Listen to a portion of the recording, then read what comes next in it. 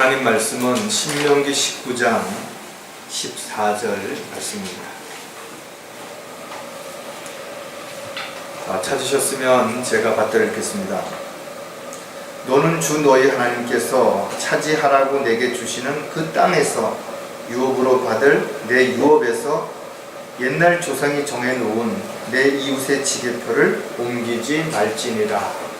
잠깐 말씀을 해서 기도하겠습니다. 참으로 위대하신 하나님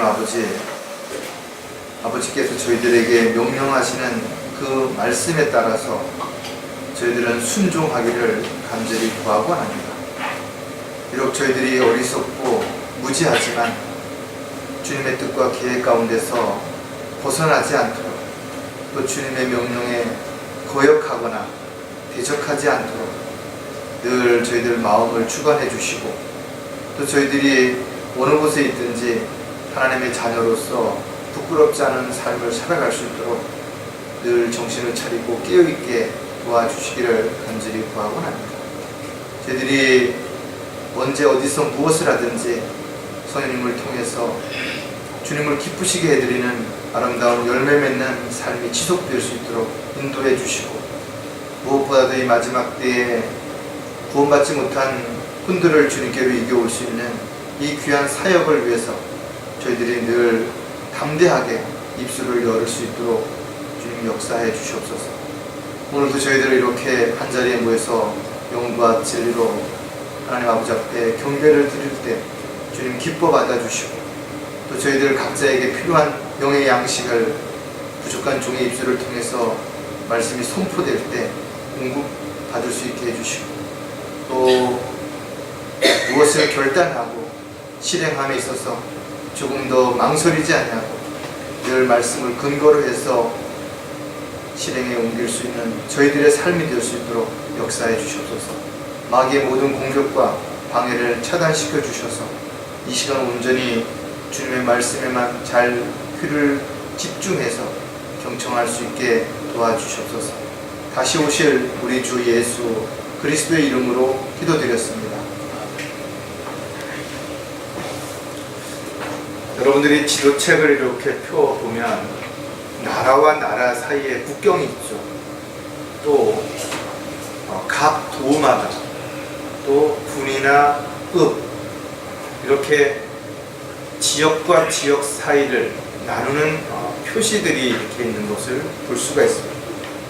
좀 더 구체적으로 이렇게 들여다보면 번지에 따라 가지고 모든 땅이라든지 또 건축물이 다 이름들이 있고, 또 소유주가 누구라는 것이 이렇게 표시되어 있는 것을 볼 수가 있을 것입니다. 사람들은 무엇인가를 소유하고 있죠. 그리고 그 소유한 것이 자기 것이라는 것을 입증하기 위해서 이름을 사용한다든지, 아니면 이니셜을 써놓는다든지, 또는 자신을 일단 감추기는 하지만 분명 자신의 것이라는 것을 입증하기 위해서 또 다른 어떤 닉네임이라든지 이런 것을 사용하기도 한다라는 것입니다. 오늘 본문을 보면 하나님께서는 이스라엘 백성들이 카나안 땅에 들어가서 살 수 있도록, 즉 아브라함의 조상이 되는 아브라함에게 오래전에 약속을 하셨다라는 것입니다. 그리고 실질적으로 여호수아를 통해서 이스라엘 백성들이 카나안 땅에 들어갔을 때 그들의 지파에 따라서 분깃을 나눠주고 그 경계에다가 지계표를 세우셨다는 거죠. 지계표의 의미는 무엇인가 하면 바로 무엇인가 소유권을 나타내는 경계 표시예요. 그러니까 이것은 함부로 옮겨도 안 되고 침범해도 안 되는 것입니다. 가끔가다 우리 길을 다닐 때 여기서부터는 개인 사유지이니까 함부로 들어가거나 또는 훼손하지 말라라고 이렇게 경고판을 붙이는 거 볼 수 있죠. 또 어떤 개인의 소유한 땅이라든지 집이라든지 이런 데도 보면 이런 표시를 해놓은 게 있어요. 무단 침입을 하지 말라고 표시해놓은 내용들을 볼 수가 있는 것입니다. 우리는 성경을 읽어볼 때 하나님께서 이스라엘 백성들과 관련되어서 어떤 분깃을 이야기하시고 거기에 항상 지계표에 대한 이야기가 기록되어 있는 것을 우리가 알 수가 있는 것입니다. 그리고 이것을 함부로 옮기지 말라고 명령하시는 내용도 우리는 거기서 알 수가 있습니다. 하지만 성경을 보면 끊임없이 이 지계표를 옮기려고 하는 자들이 있다라는 것을 우리가 알 수가 있습니다.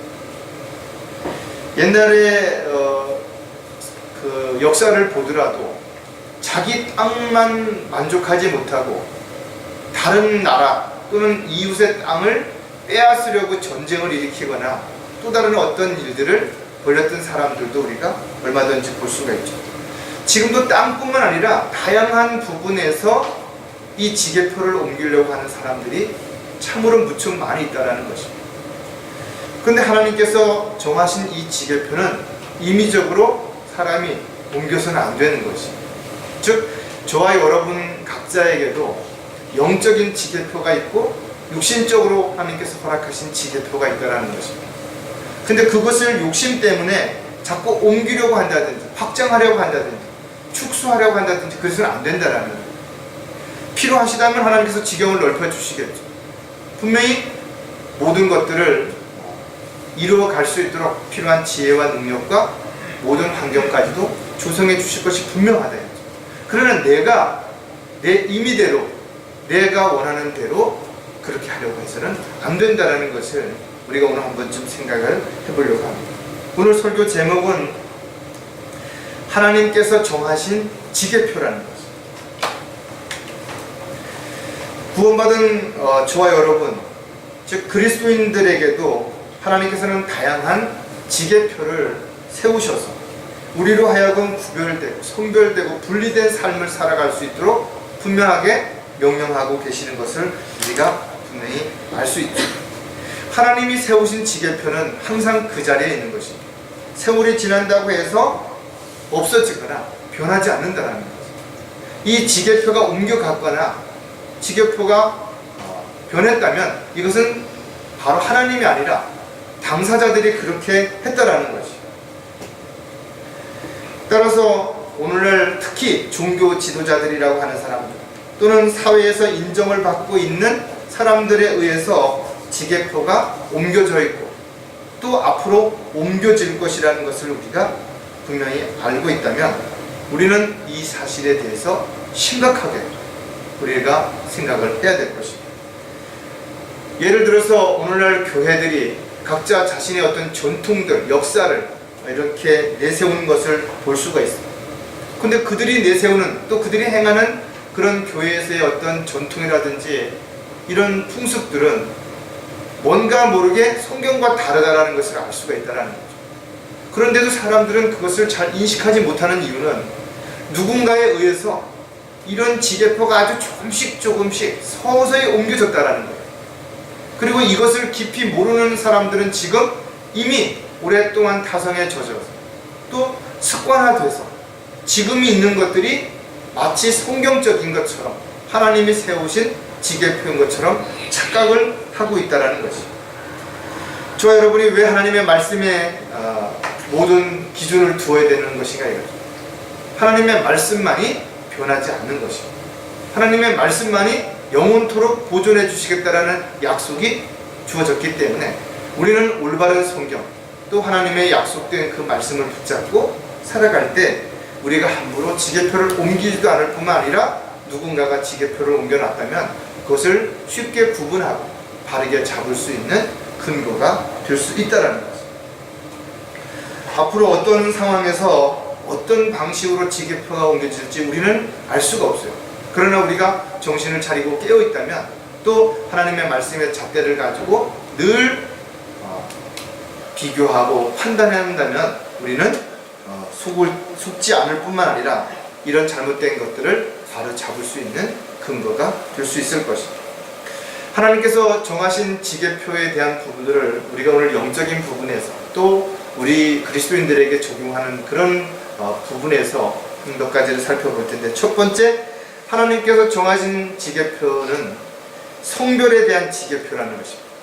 즉 뭔가 세상으로부터, 죄로부터, 비진리로부터 성별되어야 되는 그 근거를 하나님께서 정해 놓으셨다는 거예요. 이것은 하나님의 원칙인 것입니다. 성경을 보면 내가 거룩하니 너희도 거룩하라. 이것이 주님이 정해놓은 지계표인 것입니다. 즉 적당히 거룩하고 적당히 거룩한 척 하는 것이 아니라 내가 거룩하니, 즉 기준은 하나님께서 거룩하신 것처럼 우리가 거룩한 삶을 살아가라는 것입니다. 그러나 그렇게 살아갈 수 없기 때문에 우리는 하나님 앞에 지혜를 구해야 되는 것이고 능력을 구해야 되는 것이고 또 주님 앞에 헌신해야 되는 것입니다. 사람들이 대부분 너도 내 입장이 돼봐라, 그러면 넌 그렇게 하지 못할 것이다 라고 자신의 어떤 문제들을, 자신의 입장을 변명하고 합리화하려고 하는 사람들이 많이 있다는 것을 우리는 너무나 잘 알고 있다 했죠. 그래서 세상으로부터 정확하게 분리되지 못한 채 세상을 사랑하고 세상에 있는 것들을 사랑하면서도 자신은 하나님의 뜻과 계획 가운데서 온전히 헌신하고 주님의 뜻 가운데서 살아가고 있다라고 착각하는 그런 모습들을 우리가 얼마든지 볼 수 있는 것입니다. 우리가 성령을 따라 살지 않는다면, 성령께서 우리를 주관하시지 않는다면 절대로 우리는 거룩해질 수도 없고 거룩한 삶을 살아갈 수도 없어요. 하지만 분명 예수 그리스도의 피뿌림으로 인해서 우리는 성별되었고 우리는 거룩한 삶을 살아갈 수 있는 근거가 분명히 되었다는 거죠. 따라서 우리가 말씀에 물러 끊임없이 자신을 씻어내고 또 하나님의 말씀에 따라서 우리가 주님을 닮아가려고 애쓰고 있다면 우리는 죄로부터, 세상으로부터, 또 비진리로부터, 또 세상 사람들로부터 분명히 성별된 그런 삶을 살아갈 수 있을 것입니다.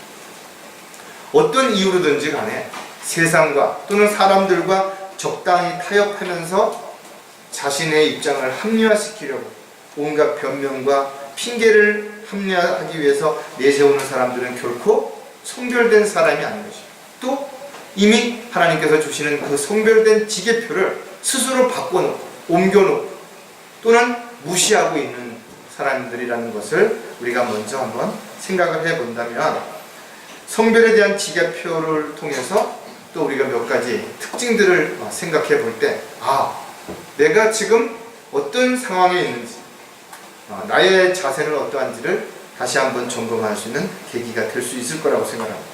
성별에 대한 지계표가 몇 가지 있는데 그 중에서 특징들을 몇 가지 살펴보면, 첫 번째, 성별에 대한 지계표를 바르게 인식하고 있는 사람들은 철저하게 분리하라는 것이다. 대충 분리가 아닌 것입니다. 철저하게 분리해야 되는 것입니다.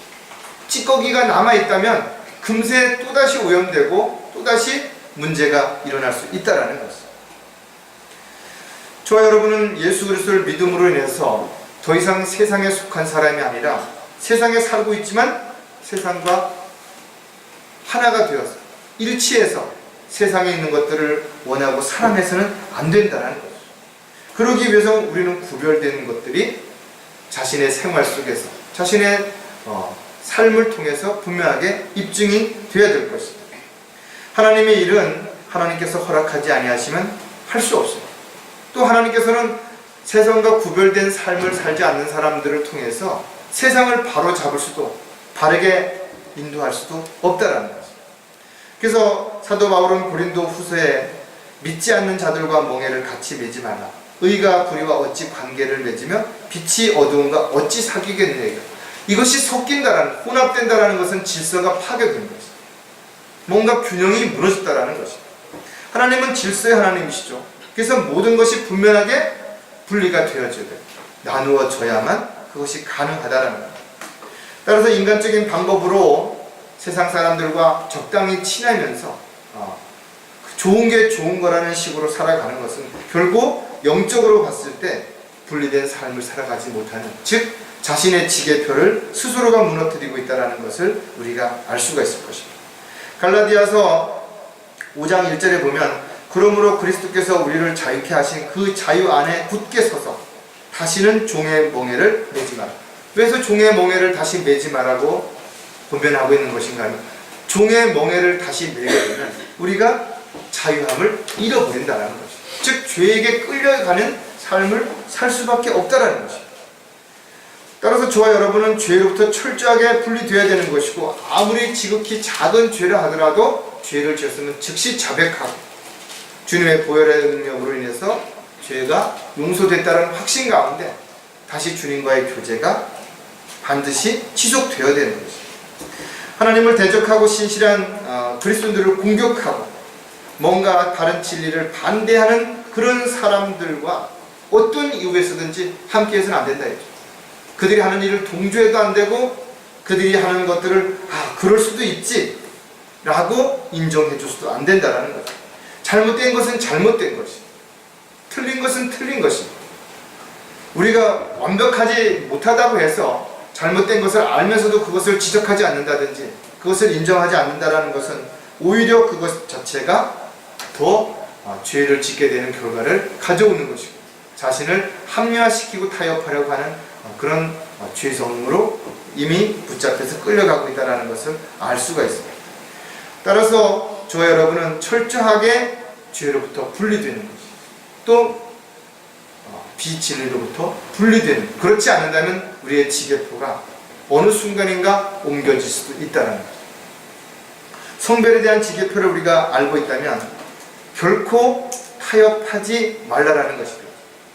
세상 사람들이 이야기하는 타협은 적당히 그렇게 함으로 인해서 또 효율적인 것처럼 보여질 수도 있죠. 사람들은 융통성이 있다라는, 아주 관대하다라는, 포용력이 있다라는 온갖 말로다가 치장을 해서 자신을 합리화시키는 것을 갖다가 정당화시키려고 하고 있다라는 것이죠. 그러나 성별된 그리스도인이라면 하나님을 두려워해야 된다. 하나님을 두려워한다면 세상과 일치하면 안 되는 것이에요. 그러니까 세상과 일치하기 위해서 적당하게 여러분들이 타협을 하게 된다면 지계표를 스스로 옮기게 되는 결과를 가져오게 된다는 것이죠. 저와 여러분은 주님을 떠나서 어떤 것도 할 수 없어요. 또 주님을 떠나서 하는 모든 것들은 주님과는 사실은 무관한 것이 되는 것이죠. 그래서 우리는 주 안에서 그리스도를 통하여 내게 능력 주시는 그리스도를 통해서 우리가 무엇인가를 할 때 주님을 기쁘시게 하는 삶이 될 수 있다는 겁니다.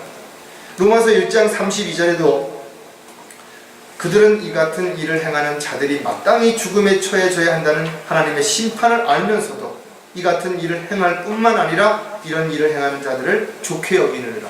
이 말씀의 의미를 깊이 한번 생각해 봐야 된다 이거죠. 저와 여러분도 세상에서 불법을 행하고 편법을 행하면서도 다른 사람에게 피해를 주면서도 잘 먹고 잘 사는 사람들이 있다 이거죠.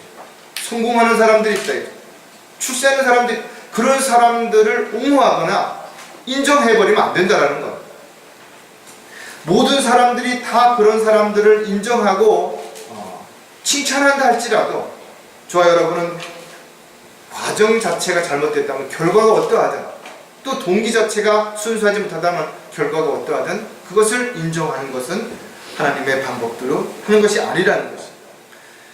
야고보서 4장에도 보면 그러므로 선을 행할 줄 알면서도 행치 아니하는 자에게는 그것이 그 사람에게 죄가 된다. 알면서 행하지 않는다. 잘못된 것을 알면서도 모른 척한다든지 외면한다든지 그것은 오히려 죄를 짓는 것이라는 것이죠.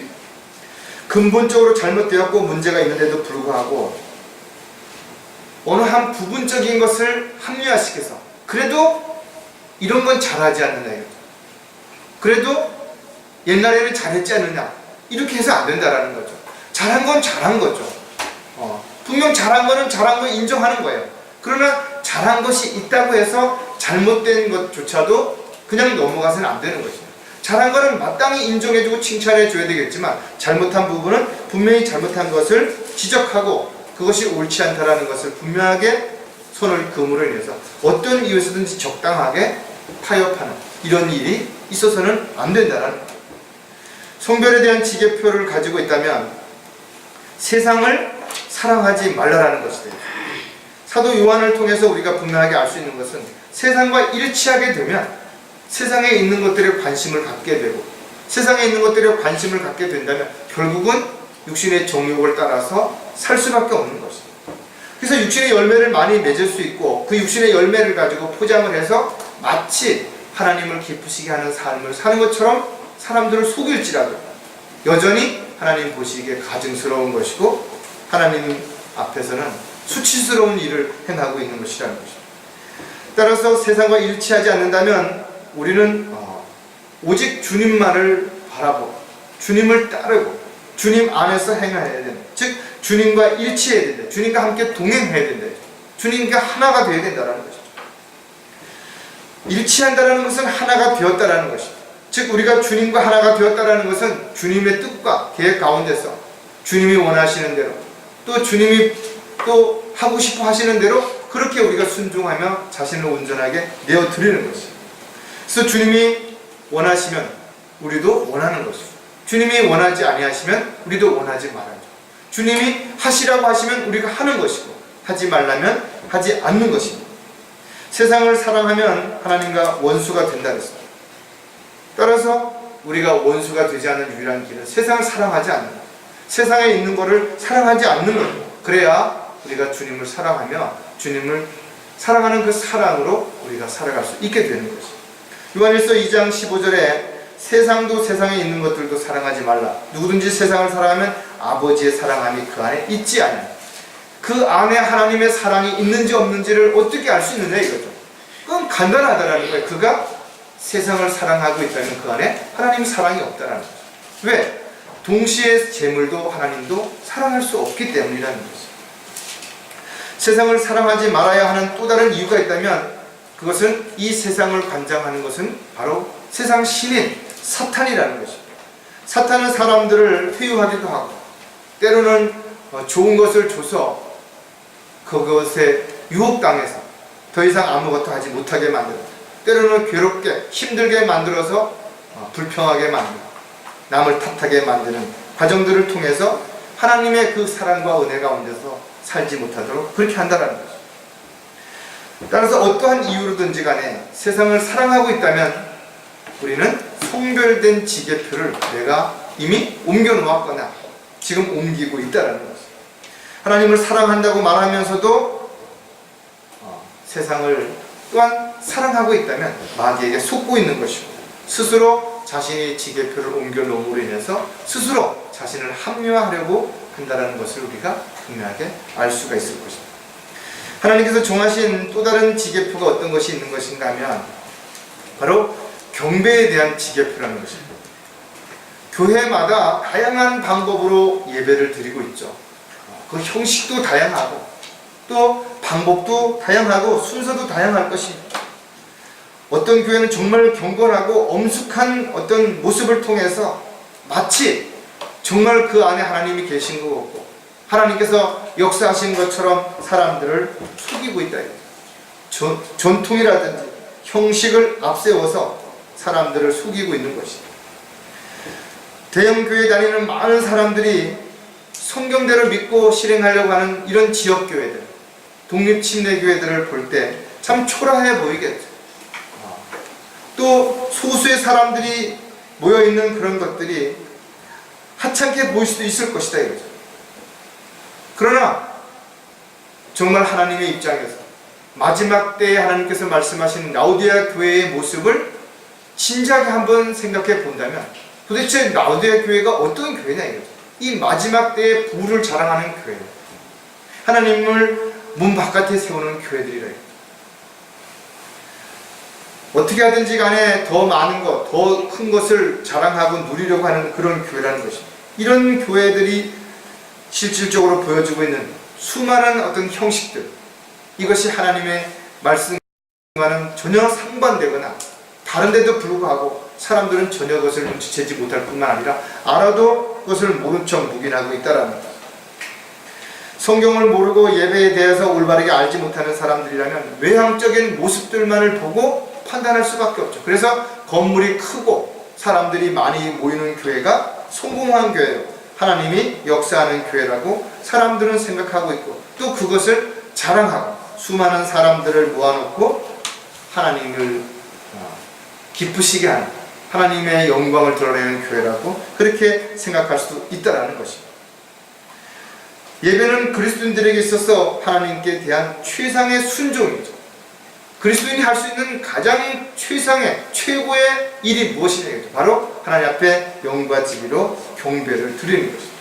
가장 소중하고 귀한 것인 것을 알기 때문에 경배를 드리는 일은 가장 우선순위가 되어야 되는 것입니다. 어떠한 이유로도 경배를 소홀히 하는 것은 자신을 합리화시킬 수 없다는 것입니다. 즉 경배에 대한 지계표를 스스로 옮기는 것이죠. 예배는 구원받은 그리스도인들에게 주신 하나님의 특권이라죠. 아무나 경배드릴 수 없는 것이죠. 아무나 경배드리고 싶다고 해서 하나님이 그 경배를 받아주는 것이 아니기 때문에 정말 하나님 앞에 경배를 드릴 수 있다는 것은 특권이라는 것입니다. 따라서 하나님의 자녀들은 경배를 드리기 위해서 이른 아침에 준비하는 과정에서부터 또 경배가 다 끝나고 집에 돌아가서까지 이 모든 과정들이 다 경배의 한 부분이라는 사실을 절대로 잊어서는 안 되는 것입니다. 단지 예배에 나와서 예배 시간에만 앉아있는 이것이 경배라고 생각하면 착각이라는 것입니다.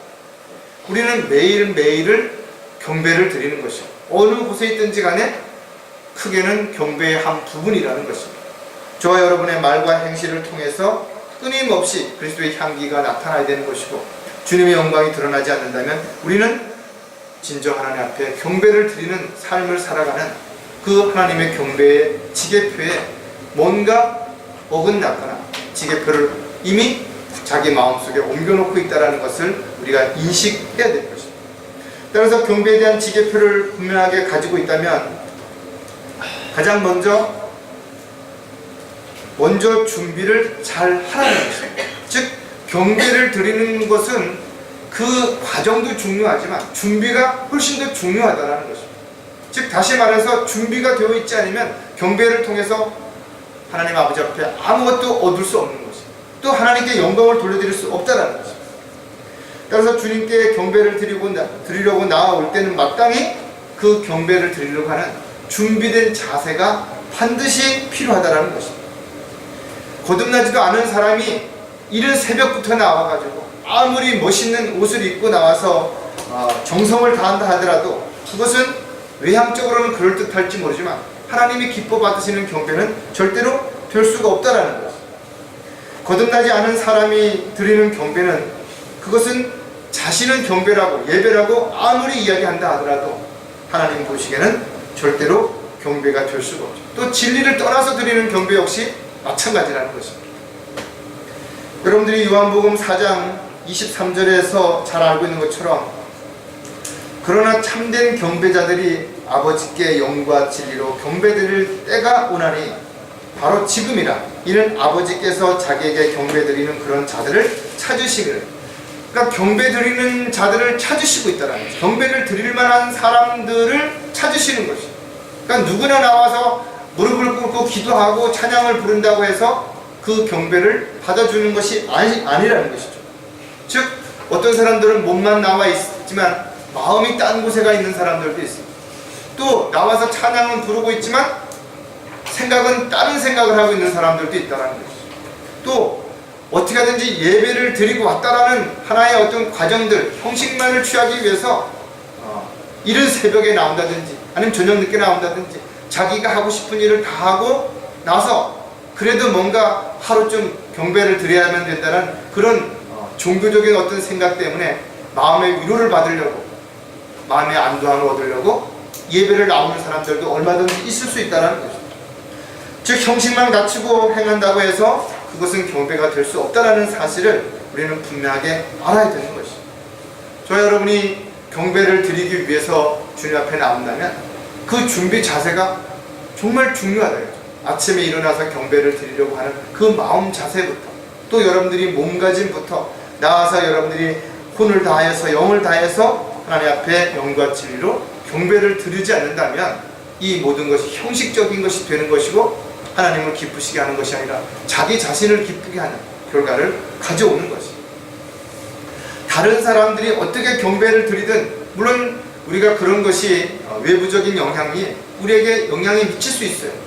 그러나 가장 중요한 것은 내가 하나님과의 경배에 있어서 정말 준비되어 있는 상태로 올바로 드리느냐 그렇지 않느냐가 중요하죠. 함께 많은 사람들이 경배를 드리느냐보다 훨씬 더 중요한 것은 지금 내가 하나님 보시기에 합당한 경배를 드리고 있는 것인가가 훨씬 더 중요하다는 사실을 분명히 기억한다면 아무런 준비도 없이 허겁지겁 경배에 나오는 그런 일이 있어서는 안 된다는 것이죠.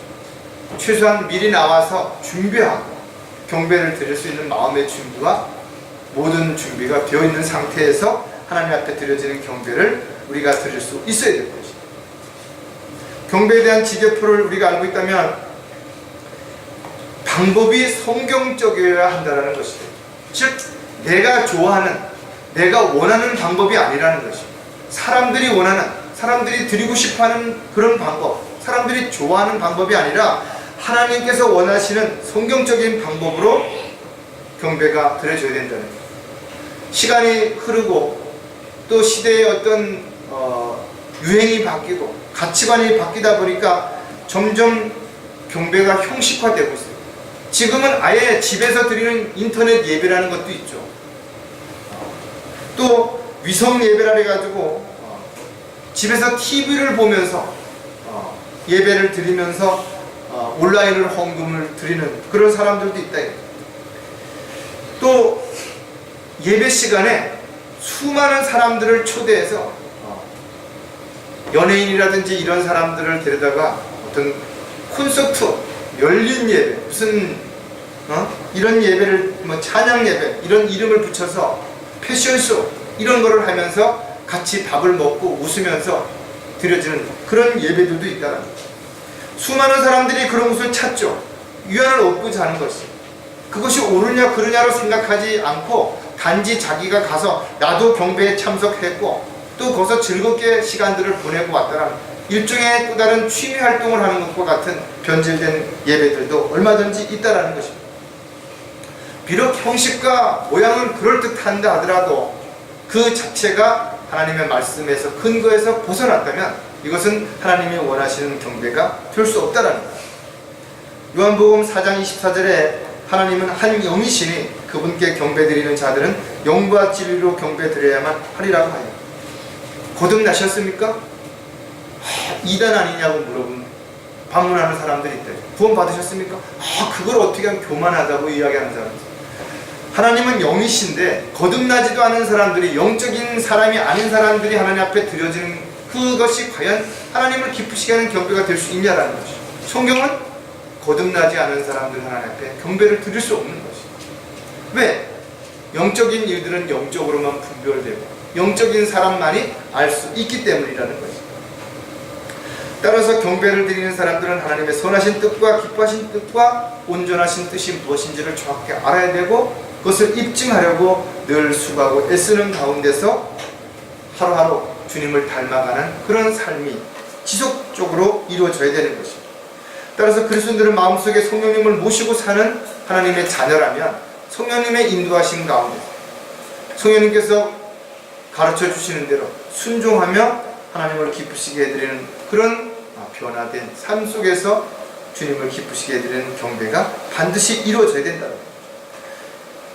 인간적인 생각이나 또는 인간적인 어떤 가치 기준에 의해서 사람들이 좋아하고 원하는 형식의 어떤 모양의 그런 경배는 하나님을 절대로 기쁘시게 해드릴 수 있는 그런 영과 진리를 드리는 경배가 될 수 없다는 것을 기억한다면 아무리 대형 교회가, 아무리 많은 사람들이 모이는 교회가 그렇게 한다 하더라도 이들은 이미 하나님의 경배에 대한 지계표를 이미 자의적으로 옮겨놓은 것이고 그들은 스스로가 하나님의 경계의 표시인 이 지계표를 따르지 않는다는 것을 스스로 입증하는 것입니다. 또 한 가지 경배에 대한 지계표는 자세가 합당해야 한다는 것입니다. 즉 경배를 드릴 때는 그 마음가짐도 중요하죠. 방식도 중요하지만 또한 드리는 자세가 합당해야 된다는 것입니다. 모든 것이 그러하듯이 예배에 참석하는 사람들은 하나님 앞에 경배를 드리는 자세가 분명히 하나님 보시기에 합당해야 되는 것이죠. 예배 드리는 자세가 흐트러진다든지 그러면 마음이 흐트러지게 되는 것이죠. 마음이 흐트러진 상태에서는 하나님 앞에 드려지는 경배가 온전하게 될 수가 없습니다. 여러분들이 로마서에 나와 있는 것처럼 우리는 하나님 앞에 산 제물을 드리는 것입니다. 산 제물은 움직일 수가 없어요. 산 제물은 이미 죽은 것입니다. 그렇기 때문에 하나님 앞에 온전히 자기가 죽었다라고 생각하지 않는 내가 살아나면 내 육신이 살아나서 내가 내 기분이나 내 마음, 내 감정을 먼저 생각하는 상황에서 드려지는 경배는 하나님을 기쁘시게 드리는 경배가 될 수 없다라는 겁니다. 하나님 앞에 드려지는 제물은 완전히 죽어야 되는 것이고 오직 하나님만을 위해서 온전히 드려지는 제물이 되어야 되는 것이죠. 따라서 어떠한 이유든지 불평을 한다든지 예배를 드리는 데 있어서 못마땅하는 그런 어떤 마음이 있다면 이것은 하나님을 기쁘시게 해드릴 수 있는 자세가 될 수 없는 것이죠.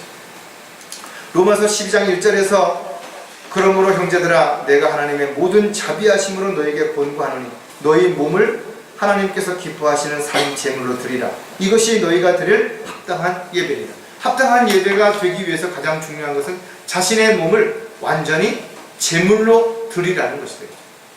더 이상 그 어떤 다른 것이 거기에 들어가서는 안 된다는 것이죠. 따라서 그리스도인들이 하나님 앞에 드려지는 경배는 최상의 서비스가 되어야 되는 것이 오직 하나님만을 생각하고 하나님만을 바라보고 하나님께서 기뻐하시는 그런 모습으로 드려지는 경배가 되어야 되는 것입니다. 우리가 보통 서비스 이런 말을 많이 한대요. 서비스는 어떤 고객이 원했을 때 그것을 들어주는 것이 서비스가 아니에요. 고객이 말하기 전에 고객이 불편하지 않도록 고객을 기쁘시게 할 수 있도록 미리 알아서 준비하고 대비하고 필요한 것들을 채워주는 것이 진정한 서비스라는 것이죠. 즉 우리가 하나님 앞에 경배를 드리는 가장 합당한 자세는 하나님께서 원하시고 기뻐하시는 것을 미리 알아서 거기에 합당한 자세로 우리가 스스로를 온전히 주님 앞에 내어드리는 것이 진정한 경배가 된다는 것입니다. 따라서 단지 경배에 참석했다고 위안을 얻은 그런 종교인이 되어서는 안 되는 것이죠. 내가 내 정성을 다해서 하나님 앞에 드렸다고 하나님이 기뻐 받아주실 걸 착각하면 안 된다 이거죠. 내가 주님 앞에 경배를 드린다면 먼저 나는 경배를 드릴 수 있는 그런 준비된 사람인 것인가 이죠. 합당한 영적인 존재인 것인가를 먼저 생각해야 될 것이고 또 내가 드리는 것이 영과 진리에 합당하게 하나님 앞에 드려지는 것이며 올바른 자세 가운데서 내가 드려지고 있는지를 충분히 살펴보고 경배를 드리지 않는다면 이미 자기 스스로 자기가 원하는 대로 지게표를 옮겨놓은 것이죠. 또 누군가가 옮겨놓은 그 지게표에 따라서 거기에 맞는 형식과 절차에 따라 드려지는 하나님 보시기에 합당하지 않은 그런 경배를 드릴 수 있다는 것. 마지막으로 하나님께서 정하신 지게표는 성경에 대한 지게표입니다. 이 부분이 어떻게 보면 가장 중요할 수도 있죠. 우리가 어떤 경배를 드리는 것도 중요하고 또 하나님 앞에서 합당한 삶을 살아가는 거룩함에 대한 것도 중요하지만 가장 중요한 것은 바로 모든 것을 판단하고 결정하는 데 있어서 가장 근거가 되는 것은 바로 성경이다. 또 마지막 최종적으로 우리가 판단하고 결정해야 되는 최종 권위가 되는 것도 바로 성경이기 때문에 성경에 문제가 생기면 큰 문제가 됩니다. 얼마 전에 제가 오래전에 알던 지인을 만났는데 저한테 반갑게 인사를 하는 거예요. 오래간만입니다. 그래서 그동안 잘 지내셨죠? 이렇게 인사를 하는데 저는 누군지 기억이 안 나는 거예요. 아무리 생각해도 이분이 나한테 이렇게 친절하게 한다면 분명히 나와 오랜 기간 동안 같이 했던 어떤 시간이 있었기 때문에 나를 잘 알거나 그랬을 텐데 나는 도무지 기억이 안 나는 거예요. 그래서 한참 시간이 지난 다음에 옆에 있는 사람한테 물어봤어요. 저분이 누구냐고 그랬더니 누구라고 얘기했는데 생각이 나왔어요. 근데 이분이 성형수술을 해서 양악수술인가 이거를 해서 완전 얼굴이 달라진 것이죠. 전혀 몰랐다. 이렇게 얼굴의 한 일부분만 뜯어 고쳐도 그 사람이 누군지를 몰라본다. 그런데 하물며 성경을 여러분 수백 군데, 수천 군데, 수만 군데를 삭제하고 첨가시키고 오역했다면 어떻게 그것을 성경이라고 말할 수 있나요? 말이 안 되는 것입니다. 더욱 가슴 아픈 것은 많은 사람들이 이런 사실을 모르고 있다는 거예요. 왜? 이미 성형수술이 된 상태에서 그 사람을 알았고 그 사람과의 관계를 가졌기 때문에 그 전에 그 사람이 어떤 사람이었는지 모르니까 전혀 의심하지도 않을 수도 있다는 것이죠. 따라서 그리스도인들이 바른 성경을 믿고 실행하는 것은 너무나 중요하다.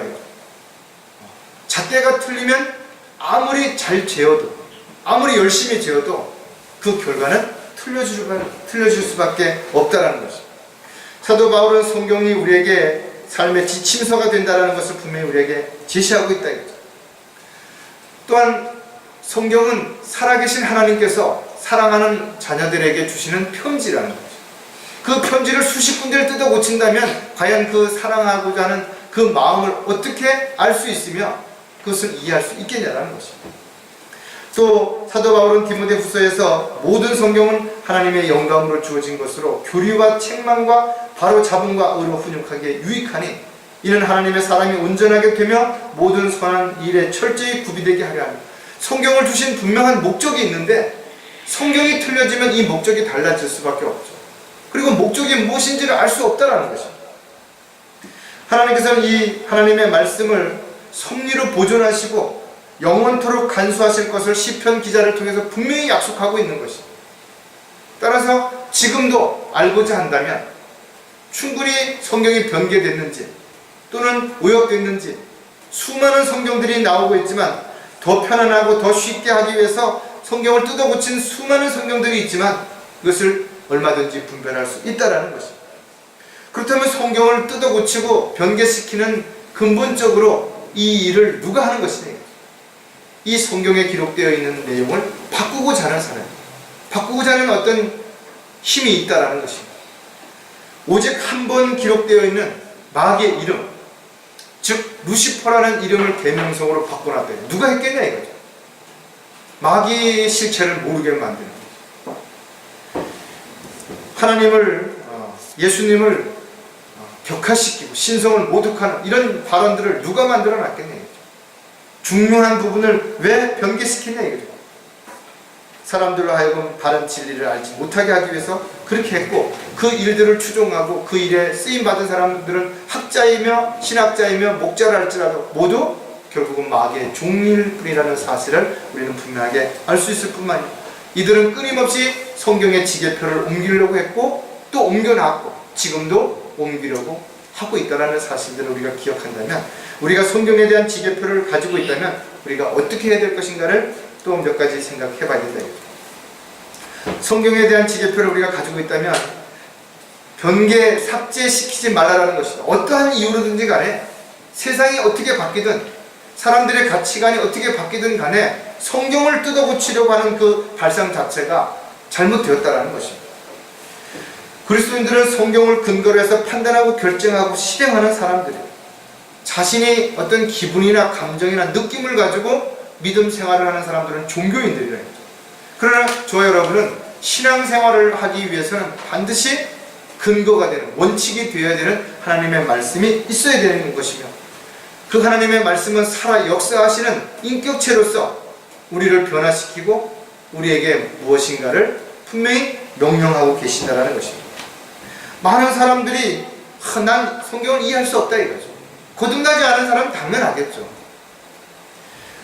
이 내용은 정말 마음에 안 든다 이거죠. 난 이렇게 하기가 싫다 이거죠. 그래서 사람들은 자기 입맛에 맞게끔 어느 순간부터 성경을 조금씩 자기에 맞게 뜯어고쳤다는 것입니다. 또 뜯어고치지 않았다 하더라도 성경을 해석하는 데 있어서, 적용시키는 데 있어서 은유적으로, 비유적으로 그렇게 해서 사람들이 알지 못하도록 수없이 많은 사람들이 성경을 변개시킨 거죠. 그러나 신명기 4장 2절을 보면 너희는 내가 너희에게 명령한 그 말씀에 더하지도 말고 거기에서 빼지도 말고 내가 너희에게 명령하는 주 너희 하나님의 계명들을 지킬지라. 더하지도 말고 빼지도 말라라는 것이, 하나님께서 이스라엘 백성들에게 주신 그 약속을 통해서 앞으로 일어날 모든 일들을 알려주시고 계획하셨는데, 거기서 성경의 어떤 한 구절이 바뀌어지면 하나님의 계획들이 달라지는 것이에요. 어떤 목적지가 달라질 수밖에 없다라는 거예요. 그렇게 해서 분명하게 이것을 지키라고 명령하고 있다는 것입니다. 잠언에서도 동일하게 가장 지혜로웠던 솔로몬 역시 하나님의 말씀을 더하거나 빼지도 말라라는 것입니다. 특히 성경 마지막 22장, 요한계시록 22장 18절 19절에도 보면 이는 내가 이 책의 예언의 말씀들을 듣는 각 사람에게 증거하매니 누구든지 이것들을 더하면 하나님께서 이 책에 기록된 재앙들을 그에게 더하실 것이요, 또 누구든지 이 예언의 책의 말씀들에서 삭제하면 하나님께서 생명의 책과 거룩한 두성과 이 책에 기록된 것들에서 그의 부분을 제하여 버리는 것입니다. 얼마나 두려운 말씀이에요. 그런데도 불구하고 사람들은 입맛에 맞게끔 세상에 변했으니까, 시대가 바뀌어졌으니까 성경을 고쳐야 된다라고 성경을 뜯어 고치는 수많은 사람들이 있다. 이 사람들은 바로 성경의 지계표를 지금도 옮겨놓고 있는 그런 사람들이며 바로 이 일 뒤에는 마귀가 있다는 것을 우리가 절대로 잊어서는 안 된다. 성경에 대한 지계표를 가지고 있다면 올바르게 해석해야 한다는 것이다. 누구든지 말씀에 대한 지계표를 옮기려고 한다면 절대로 보고 있어서는 안 되겠죠. 우리는 초대교회 때 하나님의 말씀을 지키기 위해서 목숨을 내어놓은 수많은 믿음의 선배들을 우리는 잊어서는 안 된다 이거죠. 성경에는 반드시 모두 짝이 있다라고 분명히 기록하고 있습니다. 이사야 34장 16절에 보니까 너희는 주의 책을 찾아 읽으라. 이들 중에는 하나도 부족한 것이 없고 하나도 짝이 없는 것이 없으리니 이는 나의 입으로 그것들을 명령하였고 그 영이 그들을 모으셨음이라 할 때죠. 분명히 성경은 짝이 있다라는 것이에요. 그런데 사람들은 자신의 유익과 또는 어떤 교단이라든지 교파가 자기들의 교리를 옹호하기 위해서 성경을 뜯어 고치거나 또는 다르게 해석해서 사람들을 속이고 있다는 것이죠. 수많은 이단 교리들이 나오는 것이죠. 성경에 있는 대로 해석하지 않는, 문자 그대로 해석하지 않고 비유적으로 그렇게 해석해서 수많은 내용들이 나오게 되는 것이죠. 원문 비평학이라는 책을 보면 성경 한 구절을 갖다가 수많은 학자들이 그것을 다르게 해석하고 다르게 평가하고 판단해서 오히려 한 구절이 한 장례 이상에 되는 많은 내용들로 가득 차 있다. 수많은 사람들이 혼란스럽게 만드는 거죠. 하지만 베드로 후서 3장 16절에는 분명히 이런 사람들에 대해서 경고하고 있다. 그의 모든 편지에서도 이런 것에 관하여 말하고 있으나 그 가운데는 깨닫기 어려운 것이 덜어있어 무식한 자들과 견고하지 못한 자들이 다른 성경들처럼 억지로 풀다가 스스로 멸망에 이르렀네. 성경을 읽는다고 해서 모두가 다 이해하는 거 아니에요. 영적으로 어린 사람들은 이해하기 어려운 내용들이 얼마든지 있습니다. 그래서 처음에 성경을 읽을 때 처음부터 성경을 다 이해하려고 하는 사람은 어리석은 사람들이에요. 그러나 성경을 읽고 또 읽고 또 읽고 하나님의 말씀 안에서 성장하고 영적인 사람이 되게 되면 조금씩 더 하나님의 깊으신 뜻과 하나님의 놀라우신 은혜와 사랑들을 알게 되는 것이고 이해하게 된다는 사실을 우리가 알 수 있게 되는 것이죠. 따라서 가장 먼저 성경은 문자 그대로 해석하는 것을 원칙으로 두어야 되는 것이고 또 거기에 비유적으로 말씀하셨다면 하나님께서 분명히 비유로 말씀하신 것이고 이것이 무엇이다. 그럼 그것이 무엇인지를 성경에 기록해 놓았다는 것이죠. 그것을 인위적으로 사람이 이렇게 저렇게 이렇게 해석하면 안 되는 것이죠. 예수님께서도 답답해하는 제자들에게 이렇게 말씀하셨대요. 예수께서 대답하여 그들에게 말씀하시기를 너희가 성경도 하나님의 능력도 모름으로 오해한 것이 아니냐. 성경을 알게 된다면 하나님의 능력을 알게 된다면 성령 안에서 조명을 받게 된다면 이 모든 것들을 알게 되는 것이죠. 따라서 여러분들이 성경을 읽을 때 여러분들이 가지고 있는 지식, 경험을 가지고 성경을 해석하려고 하는 큰 문제가 생기는 것이죠. 여러분들이 오히려 성령께서 조명을 주시고 지각을 열어주셔서 성경을 깨닫게 해주시기를 간절히 기도하는 가운데서 여러분들이 하나님의 말씀을 묵상하고 기도하고 읽어간다면 하나님께서는 놀라운 방법으로 이 말씀들을 깨닫게 되는 것이죠. 절대로 인위적으로 여러분들이 어떤 생각을 가지고 성경을 함부로 해석해서 사람들에게 이것은 이렇다라고 말하는 것은 가장 위험한 것이고 이것은 성경적인 방법이 아니라는 사실을 우리가 분명하게 다시 한번 생각을 해야 될 것입니다. 또 한 가지 성경에 대한 지계표를 가지고 있다면 영적인 권위를 바르게 세우라는 것이다. 왜 권위가 필요한 것인가 이거죠. 권위라고 하는 것은 모든 사람들 앞에서 저 사람이 하는 말에 그 권위를 인정해 주라는 것입니다. 왜 대통령이 장관이라든지 이런 사람들을 공식적으로 사람들 앞에서 임명장을 수여하는 것이냐. 내가 이 사람에게 이런 권한을 줬고 이 사람은 이런 권한을 위임받은 사람이기 때문에 이 사람이 이 일을 하는 것에 대해서 너희들 더 이상 거기에 대해서 문제를 제기하거나 거역하지 말라. 이것이 하나님께서 영적인 권위를 주셨다는 것은 하나님께서 그 영적인 권위를 그 사람에게 줌으로 인해서 그 사람이 그 영적인 권위를 통해서 일을 할 수 있도록, 또 그 권위를 따를 수 있도록 공식적인 계획 가운데서 이것을 허락하신 것이라 이거죠. 따라서 성경에 기록되어 있는 어떤 내용들이 시대가 바뀌었다고 해서 또 어떤 특정한 사람의 생각이 특별하다고 해서 그것이 바뀌어져서는 안 된다라는 것이죠. 특히 성경은 교회 안에서 여자들의 목소리가 커지는 것을 경고하고 있다 이거죠. 여자들이 교회에서 해야 되는 일들 가운데서도 규제하는 일이 분명히 있다라는 것이죠. 그런데 어느 순간부터 각 교단에서 이 지계표를 슬며시 옮겨놓고 이제는 여자도 남자와 동일하게 지식적인 면에서라든지 남녀 평등한 시대에 우리가 살고 있기 때문에 똑같은 권위를 줘야 된다라고 이렇게 바뀌어놓음으로 인해서 여자 목사, 여자 전도사, 여자 집사를 세우게 됐다. 또 수많은 어떤 기도원이라는 것들의 사람들이 모인 곳에 그 원장을 하는 사람들이 대표적으로 대부분 여자들이라는 것입니다. 그러나 성경은 분명히 영적 권위에 대한 잣대를 성경을 통해서 제시하고 있는 것이, 디모데전서 2장 12절에 보면 나는 여자가 가르치는 것이나 남자에게 권위를 행사하는 것을 허락치 아니하노니 다만 조용할지니라 했죠. 특히 교회에서 여자들이 말을 많이 하는 것은 수치라고 분명하게 성경은 제시하고 있다는 것입니다. 이러한 하나님의 말씀을 거역하고 인간적인 방법으로 이 시대에 맞춰서 동일하게 적용시켜야 된다라고 지계표를 옮겨놓은 수많은 사람들이 있고 수많은 교단들이 있어서 이제는 대부분의 보수적인 교단조차도 여자 목사를 인정하고 있는 그런 상황을 우리가 볼 수 있다는 것입니다. 시대가 달라졌고 사람들의 가치관이 달라졌다고 해서 사람들은 거기에 추세에 맞게끔 가야 된다고 생각하고 있다면 그들은 성경을 인정하지 않는 것입니다. 성경의 지계표를 스스로 옮겨놓은 것이고 또 옮겨놓은 것을 따르고 있다는 것을 스스로 입증하는 것입니다.